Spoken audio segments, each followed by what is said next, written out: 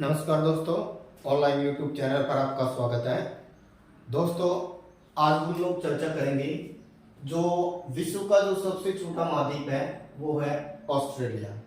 अगर हम लोग क्षेत्रफल की दृष्टि से देखें तो विश्व का सबसे बड़ा जो महाद्वीप है वो है एशिया।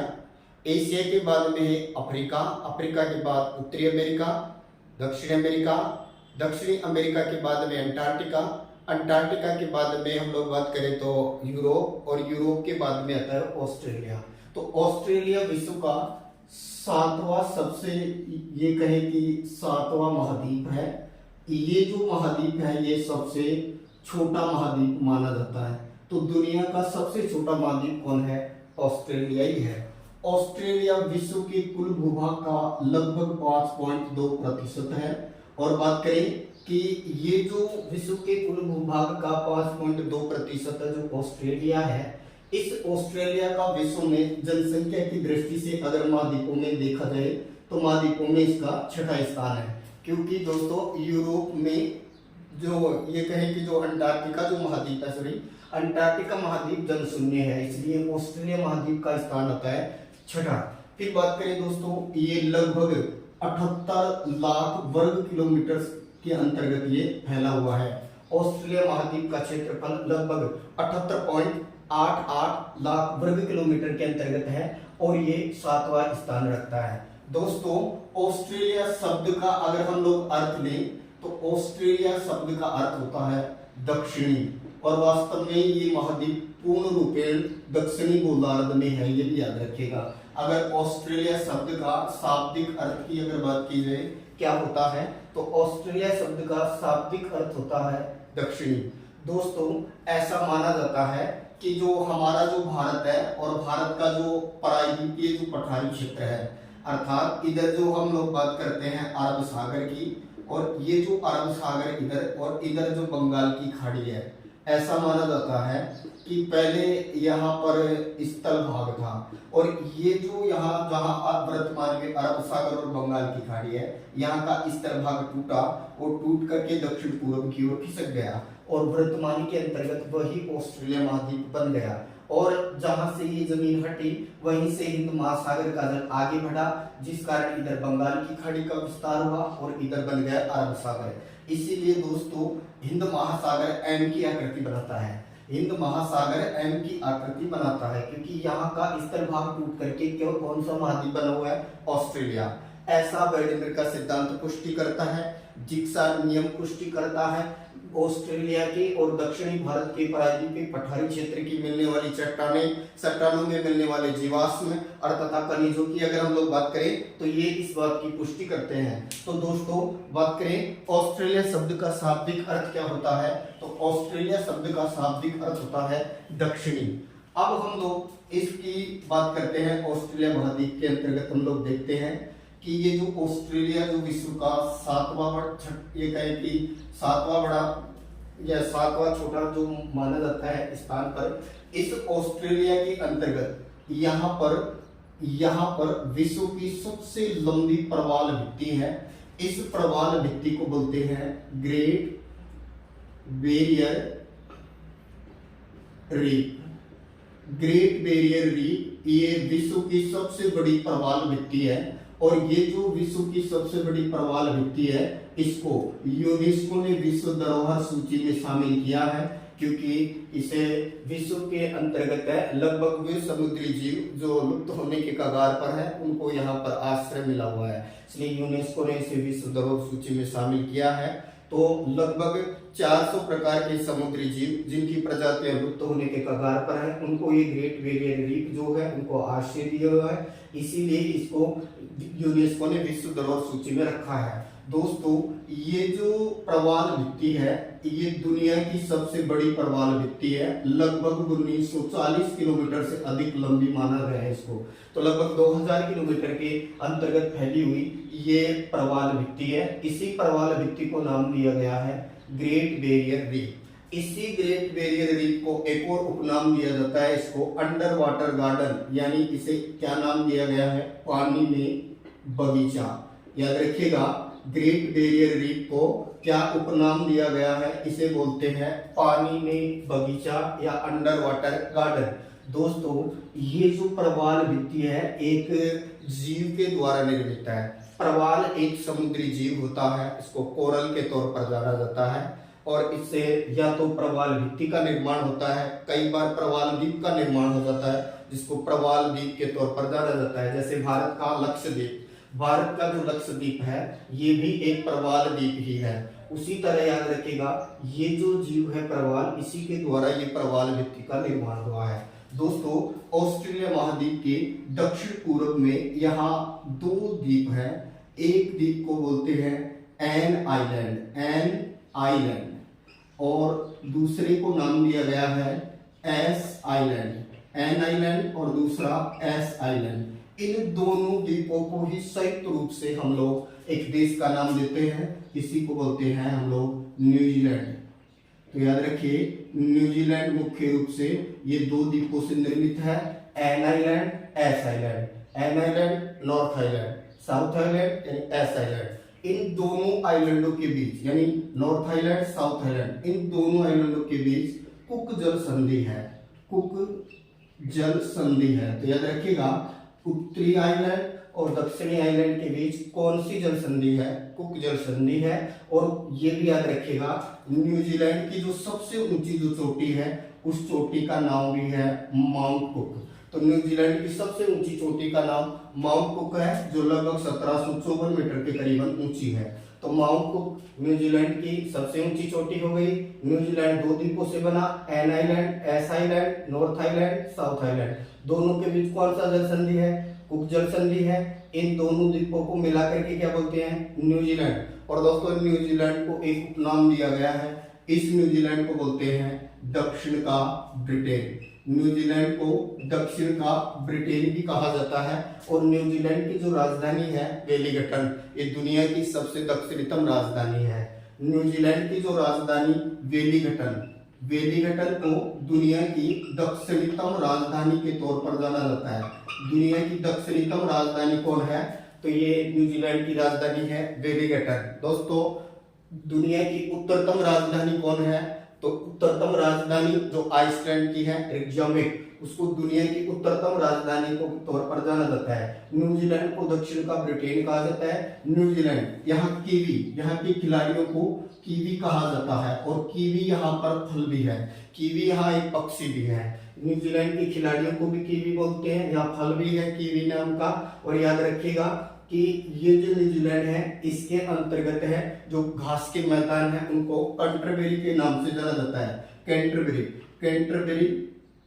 ये न्यूजीलैंड में घास के मैदान को बोला जाता है। जैसे ऑस्ट्रेलिया में पोर्टलैंड के तौर पर और डाउन्स के तौर पर जाना जाता है। दोस्तों ये ऑस्ट्रेलिया और इस न्यूजीलैंड यानी ऑस्ट्रेलिया और इसके आसपास वाला जो भूभाग है इन सबको मिलाकर के इसको एक और नाम दिया जाता है, इसे बोला जाता है ओसेनिया यानी ऑस्ट्रेलिया इसके आसपास के भूभाग को मिलाकर के क्या कहा जाता है? तो ओसेनिया। तो बात करें दोस्तों ये कहें कि एन आइलैंड, एस आइलैंड, इन दोनों को मिला करके बना हुआ है न्यूजीलैंड।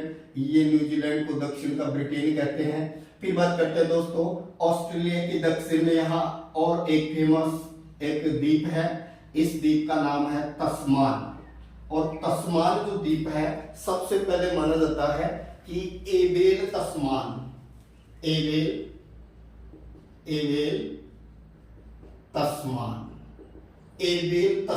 नाम का एक नाविक था। लगभग 1642 में वो यहाँ पर पहुंचा था।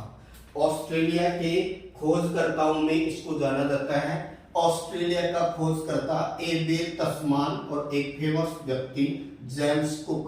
दोस्तों जेम्स कुक जो है ये 1672 के आसपास यहाँ पहुंचा, जबकि एबेल तस्मान 1642 में एबेल तस्मान जहाँ पहुंचा उस जगह का नाम है तस्मान। और यहाँ पर इसका होबार्ट कैपिटल है। कैपिटल का नाम क्या है? होबार्ट। तस्मान ये जो कहें कि इसका एक राज्य के तौर पर है, इसकी जो कैपिटल है उसको बोला गया है होबार्ट।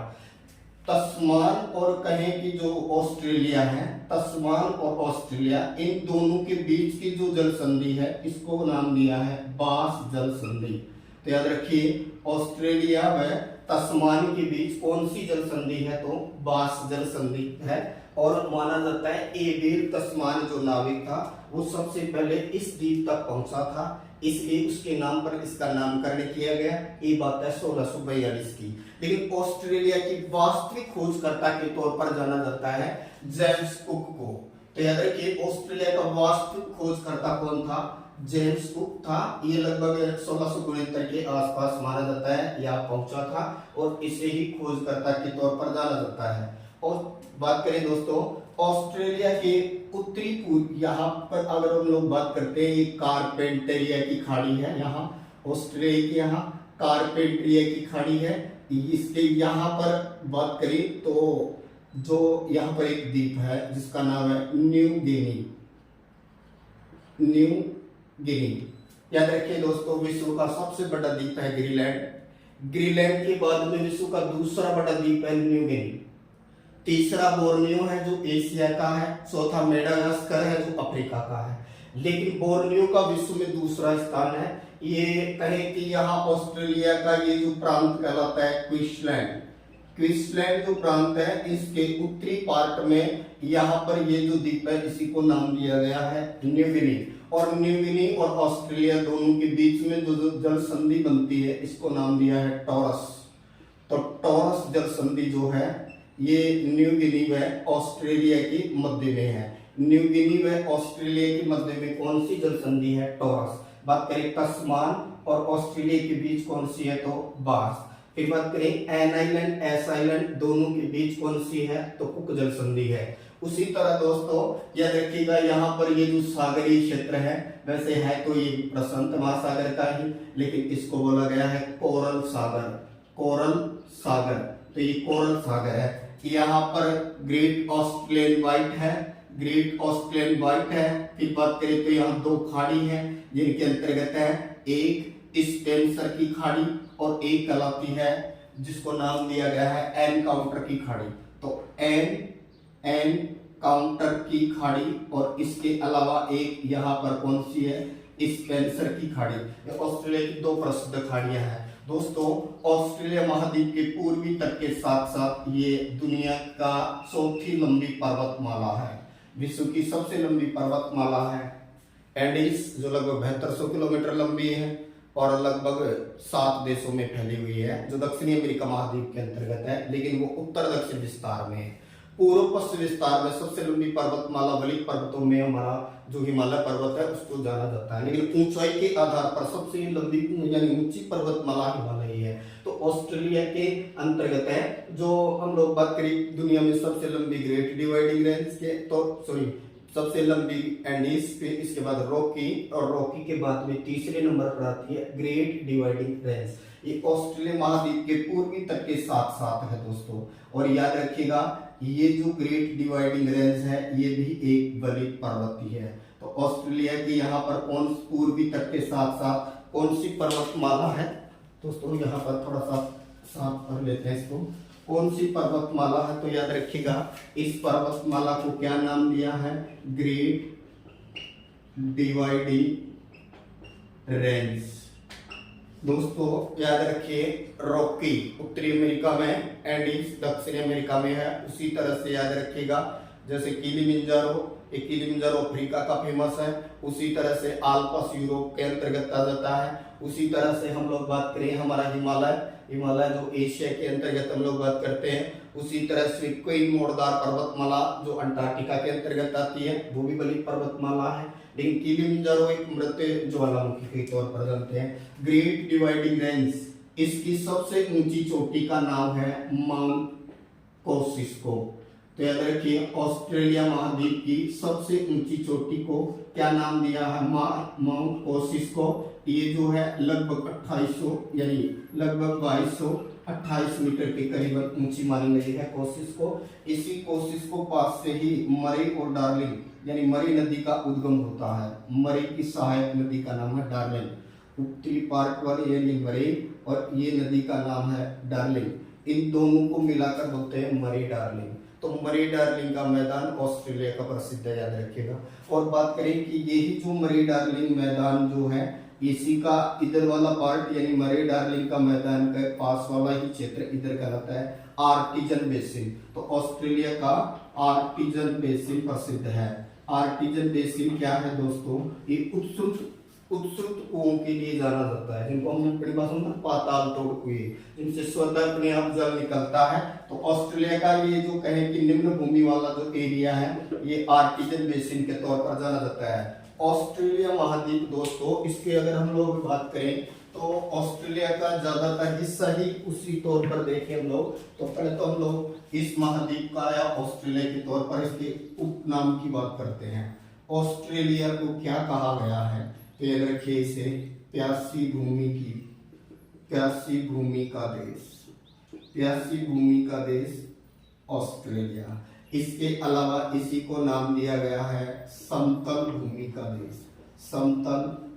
का देश। तो समतल भूमि का देश भी यही ऑस्ट्रेलिया ही है। इसके अलावा एक महाद्वीपीय देश या ये कह सकते हैं दोस्तों, ऑस्ट्रेलिया एक द्वीप भी है, ऑस्ट्रेलिया एक देश भी है और ऑस्ट्रेलिया एक महाद्वीप भी है। ऑस्ट्रेलिया को और क्या उपनाम दिया जाता है? इसी को कहा जाता है पाताल तोड़ कुओं वाला देश। पाताल तोड़ कुओं वाला देश ऑस्ट्रेलिया को ही कहा जाता है। इसे उड़ते हुए डॉक्टरों की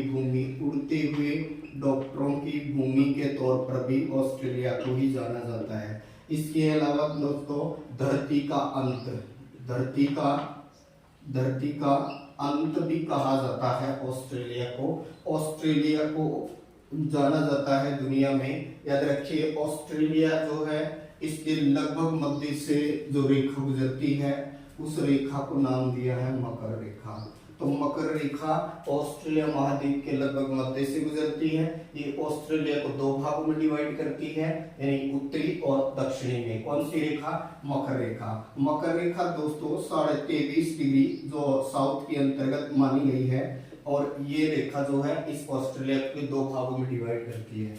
अर्थात इस रेखा से ऊपर का पार्ट है ये उष्ण कटिबंध के अंतर्गत आता है, जबकि ये कहें कि ऑस्ट्रेलिया का ये जो पार्ट है, ये कहें कि मकर रेखा के इधर वाला उष्ण और नीचे वाला कहलाएगा शीतोष्ण के अंतर्गत। तो ऑस्ट्रेलिया में हम कहें तो हमारे भारत के जस्ट विपरीत जलवायु पाई जाती है। जैसे हमारे यहाँ अगर वर्षा ऋतु है, हमारे यहाँ ग्रीष्म ऋतु है, तो ऑस्ट्रेलिया के अंतर्गत वहाँ शीत ऋतु होगी। अगर हम वहाँ शीत ऋतु है तो हमारे यहाँ ग्रीष्म ऋतु होगी।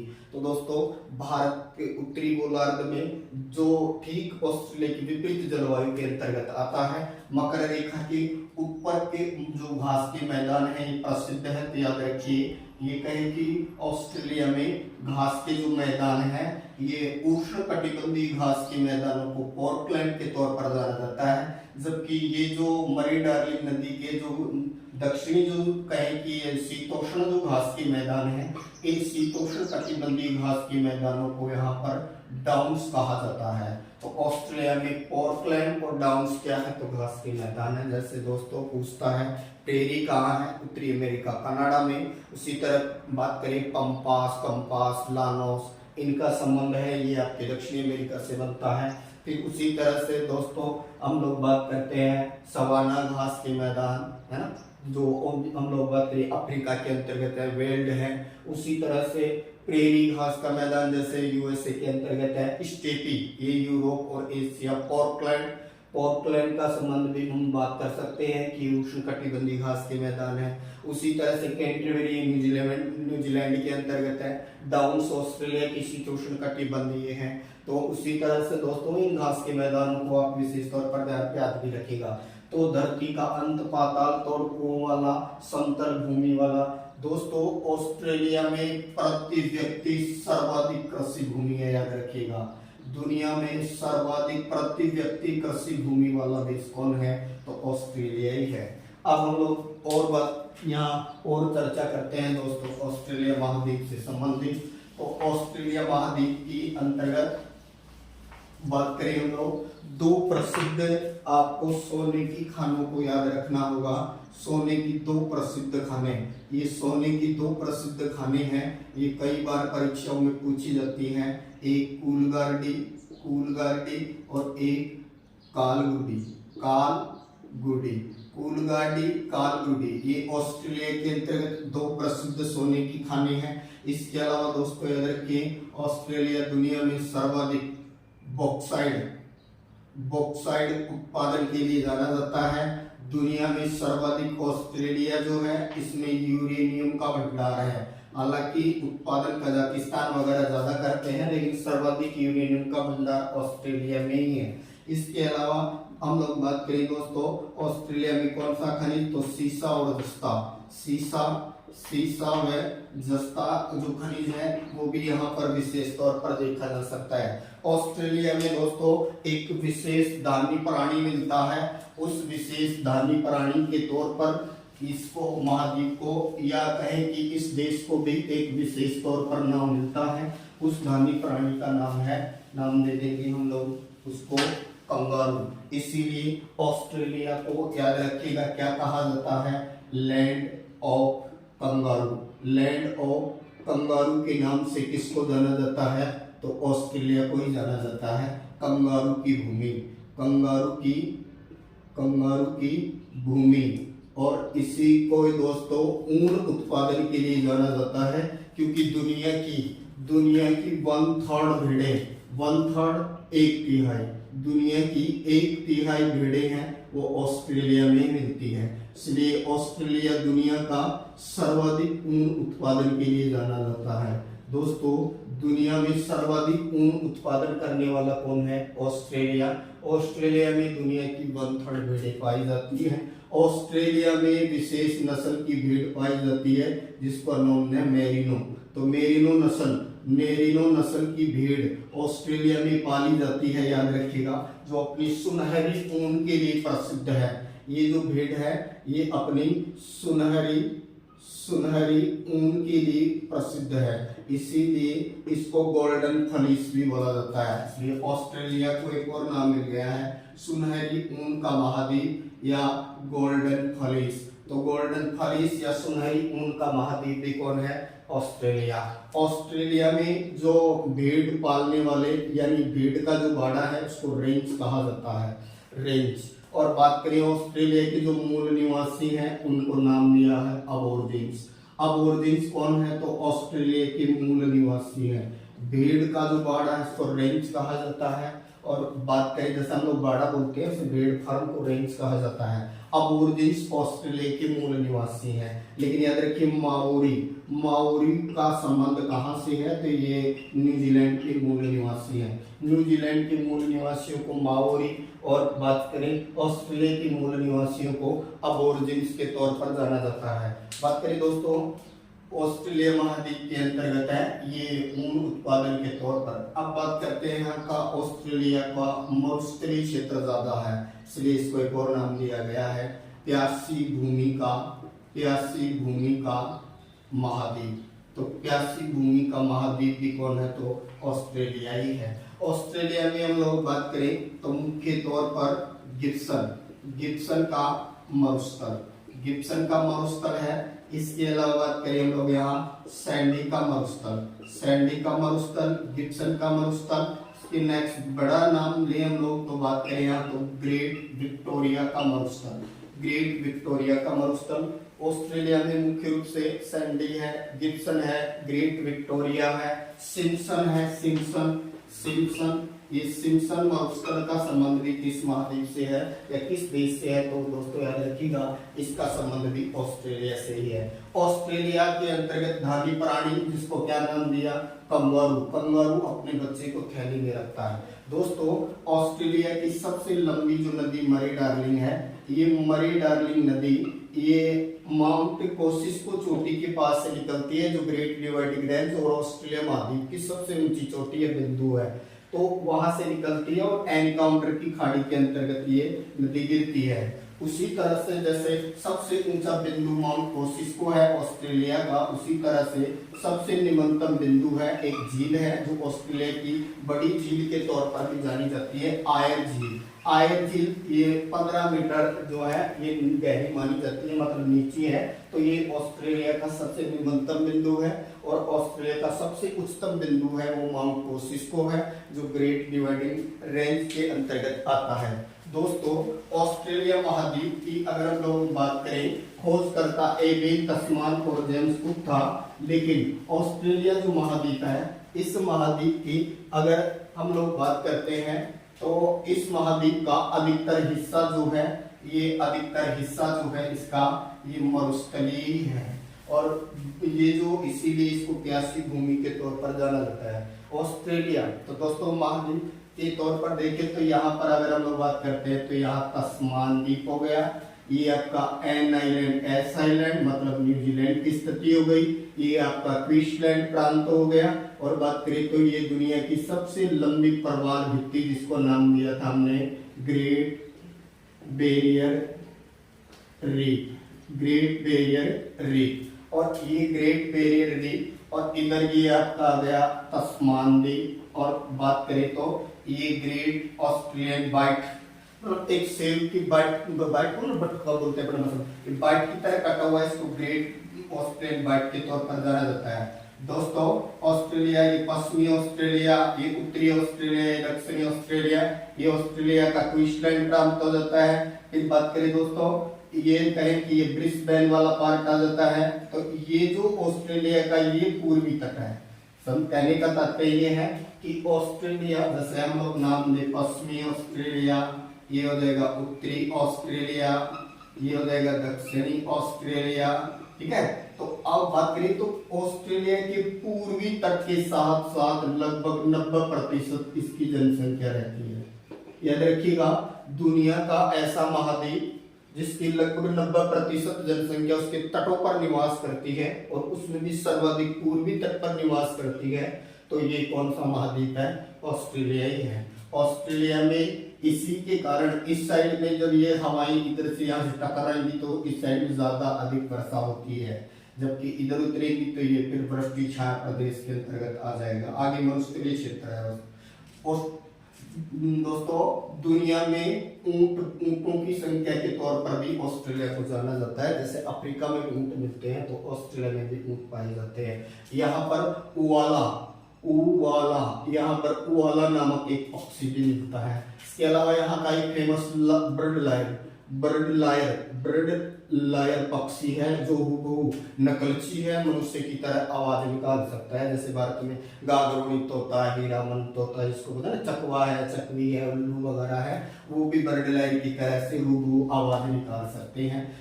वाला भी आता है जिसको ऊँघते हुए के तौर पर जाना जाता है। दोस्तों ऑस्ट्रेलिया एकमात्र महाद्वीप है, ध्यान रखिएगा, जहां न तो भूकंप आता है और ना ही कोई सक्रिय ज्वालामुखी है।